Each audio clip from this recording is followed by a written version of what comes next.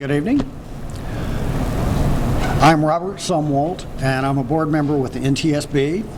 And with me tonight is Michael Hiller, who is the investigator in charge for this accident, as well as Eric Weiss, who's our public affairs officer. Sir, could you speak up a little bit? Well, I'm doing my best, but I will, thank you. Just so that everybody is on the same page, we've got a map here, and there was a previous accident on the Teutonic State Parkway. The accident was somewhere in here.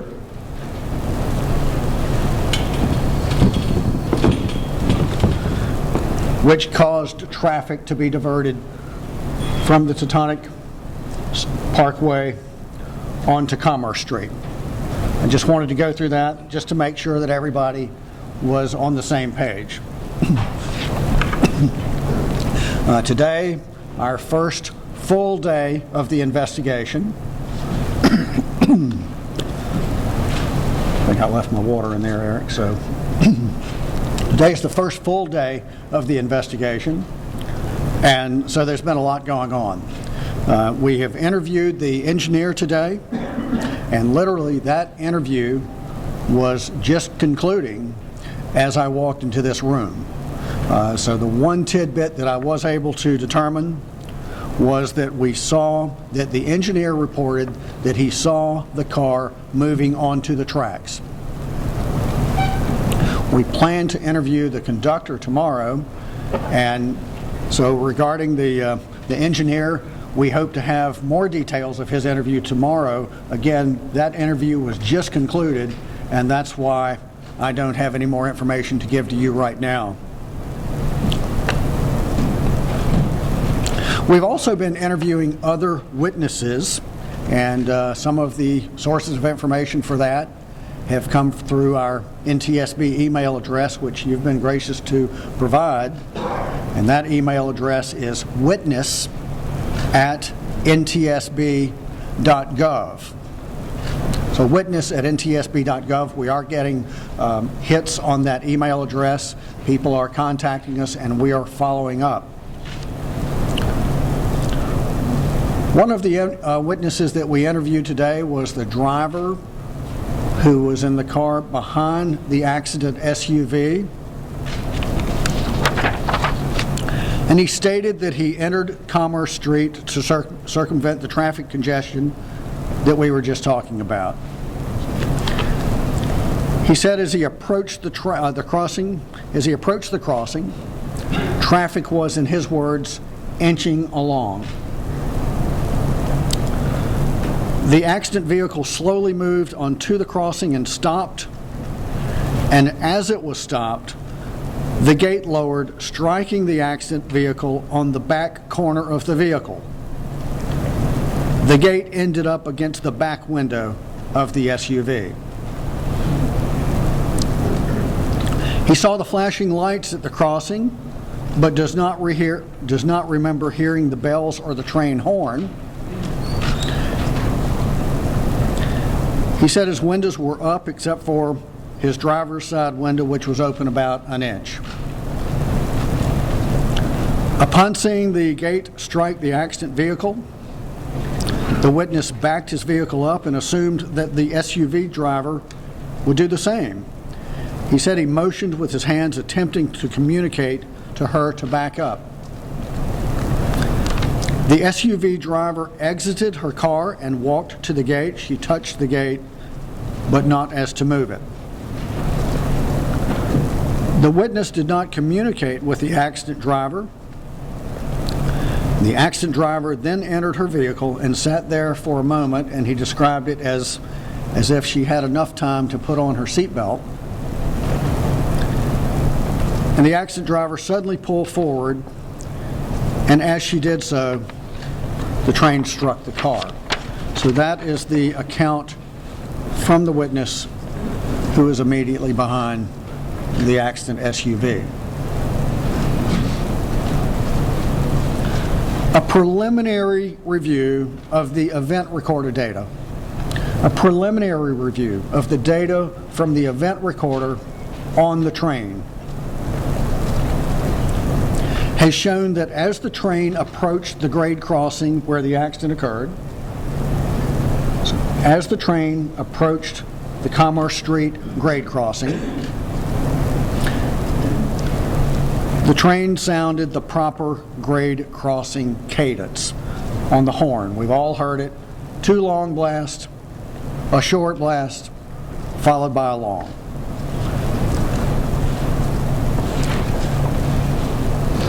The train speed, as the train approached the grade crossing, was 58 miles per hour. And this is preliminary data. That's just from our initial readout. And the limit, the track speed limit in that section of track is 60 miles per hour. At time 6:26 and 17 seconds p.m., the engineer activated the emergency brake. It's an engineer-induced braking. So the engineer activated the brake. After the emergency brake application, the train horn sounded for 4 seconds. And from the emergency brake application to the train stopping is about 950 feet. That took a little less than 30 seconds. The signage and markings approaching the grade crossing, as you're coming up Commerce Street toward the grade crossing, there are in-pavement markings, written on the pavement. We've all seen it, the X, and it says RR. That was written onto the pavement. At 160 feet from the nearest rail, this sign is present. And 65 feet from the nearest rail, this sign, which says "Do not stop on tracks," is present. These are just passive signs. They're not illuminated. They're just signs that we notice that we probably don't even notice anymore along the highways, but that's what the markings were. We downloaded the grade crossing warning system recorders. And we found that the crossing arm and the traffic signal, and I'm talking about the highway traffic signal that would be at this intersection, they both operated as designed. There were no problems found with either the warning signal, the grade crossing warning signals, which includes lights and the crossing arm, or this traffic signal, highway traffic signal. 39 seconds before the train occupied the grade crossing, the lights at the grade crossing, the flashing lights, illuminated. And a few seconds later, as designed, the crossing arms activated.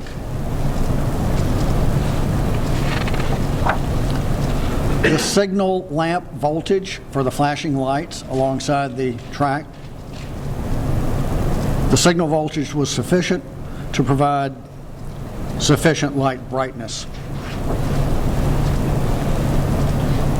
The third rail inspection, we looked at the maintenance records and inspection records for the third rail. The third rail was inspected in December of 2014. And we interviewed today maintenance personnel who take care of that section of the third rail. Also today, we've examined the second rail car. And what we're looking for there is emergency exits and the emergency door releases to check for proper functionality of each of those. We're also coordinating with the MTA police to conduct a thorough examination of the burned out car. And this is a very detailed investigation of this car. We're combing carefully through ash, debris, and pieces of third rail that have penetrated into that rail car. And it makes for a very lengthy investigative process because of the severely burned out condition of that car. What are we looking for when we're doing that investigation? We're looking for the crashworthiness of the car, and we're looking for information to help with our fire science analysis of that car. Metro North has asked that we relay information that they have established a family assistance hotline. This is for passenger and family members affected by the accident so that they can be able to get more information. That phone number, and it would be great if the media could help with this, that phone number is 718-361-2402. Again, 718-361-2402. I'd be delighted to take some of your questions. Before I do that, what I'd like for you to do is please raise your hand when I call on you. If you would kindly state your name and identify your outlet, I would greatly appreciate that. Sir. Jay Down, WTIX-TV, mentioned that the traffic signal operated as designed. Does that mean that it was also in sync, the traffic signal in sync with the rail signal in terms of being read when the train was approaching? The question is, the highway traffic signal, the road traffic signal, the stoplight here, is that in sync with the grade crossing devices? And the answer to that is yes, they are interconnected. There is a device called a preemption feature of this traffic signal, so that if you were sitting here at a stoplight and the grade crossing signals activate because a train's coming, we don't want a situation where traffic is backed up.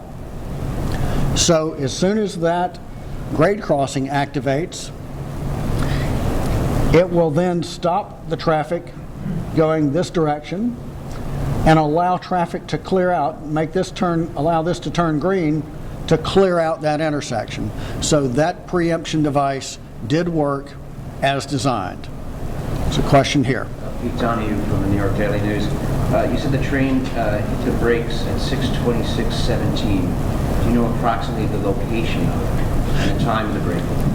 I'm sorry, the location. Do we know exactly where along here, how far from the intersection did the grade crossing, did the train go into emergency braking? We will be able to ascertain that. Right now we're trying to sync up different sorts of data. It's right now, it's not just pressing a button and saying where did it go into. We will be able to do that by doing a time distance study. That's analysis. We have not done that yet, but we will determine that. There's a question right here. Tony Aiello from WCBS TV. I'm told that Ms. Brody had not owned this vehicle for very long, that it was a relatively new vehicle for her. Will you be looking at her familiarity with the vehicle, of how long she had owned it, things like that? Will we be looking at any information concerning how long the driver of the SUV had owned that, how much familiarity she would have had with that vehicle? And the answer to that is yes, we will. Is it your understanding that she had only had it a short period of time? Is it my understanding she'd only had it a short period of time, and we have not gotten that far into that investigation, but we will be determining all of that sort of information as we go along. There's a question here from NBC. Yes, Mr. Sumwalt, ISC from WNBC. Can you clarify one more time that there was no traffic on the other side of the tracks that prevented her from moving forward? Can you explain how that looked? I believe the question is, was there traffic in this area here that may have prevented the driver of the SUV from continuing? Is that the question? Yes. And at this point, we are still looking into that to find out what the factors and circumstances were that would have caused or allowed a vehicle to end up on the tracks. But at this time, we have not determined that, and that's why I think it's very important that witnesses who have information do contact us. Yes, sir. Mr. Sumwalt, Mario Diaz, WPIX. Have you or your team been able to request the records or obtain the records of her cell phone to identify if she might have been on a Bluetooth device or through a phone system within her vehicle at the time? Have we obtained cell phone records from the SUV driver? And the answer to that is we are in the process of doing that. We do that routinely now in traffic, in all transportation accidents, because we've seen a lot of accidents where this is a factor. It's on our most wanted list. It's very important. So we do that, and that's, as I have said a couple of times yesterday, we're here to collect the perishable evidence, perishable information, which is that information that can go away with the passage of time. That's something that we can do in 2 weeks. That information is not going to go away. But that is certainly something that we will do in this accident, as we do in all accidents. Yes, ma'am. George on New York 1, you mentioned that the Mercedes that Brody was driving had some sort of reporting. Have you been able to look at that and get any information on that? I did mention last night that the Mercedes may have some information that it can tell us through its memory modules, crash recorders, things of that nature. At this point, we have not obtained anything from that vehicle. We will not give up. We have a long way to go. It was severely damaged by impact damage as well as thermal damage. So we will continue that effort to learn what we can and see what we can get from that car. Yes, sir. Hi, Alan Luddy, Bloomberg. Just to continue on the traffic, so we're still trying to determine, you're still trying to determine whether there was congestion after the gate came down, but there clearly was congestion before, and that's why she stopped at that point. Well, the question... The traffic was inching along. Yeah, you can just go through that. Not sure exactly of the question, but I think the premise is why, was there traffic in here that may have caused her to end up on the tracks, I believe is your question. And as you answered yourself, the witness that was behind her stated that traffic was inching along. So what we have here is we have a mosaic, and we're going to take different pieces of information, pull it all together, and then paint a picture of what's happened. And we're just collecting each of those pieces right now, and we will then take it all, assemble it, and see what that picture looks like. But we're just now on day 2 of this investigation. We've got a lot more information to obtain, but we're off to a good start. I'll take a question right here. Pete Donahue again from the Daily News. The recorder on the crossing device, when the arm comes down, does that tell you what time the arm came down, and if so, what time it came down, made contact on that one? The question is, does the recorder data for the traffic signal arm, does it tell us what time it came down? And yes, it does. It tells us what time it came down. So all of that, again, we're going to come up with a timeline, and we'll start detailing all of this and putting it on a timeline so that we know precisely what happened and when. Yes, sir. Sir, Josh Hannigan, WABC-TV. My organization has done some reporting today that indicated that the third rail design of the Metro North is unique, possibly to any other third rail design in the country, and that it's positioned higher up from the ground, presumably for weather protection. And I'm wondering if you can verify that, A, and B, if that could have played a role in the fact that it was able to penetrate the train car as it... The question centers around the design of the third rail that Metro North uses.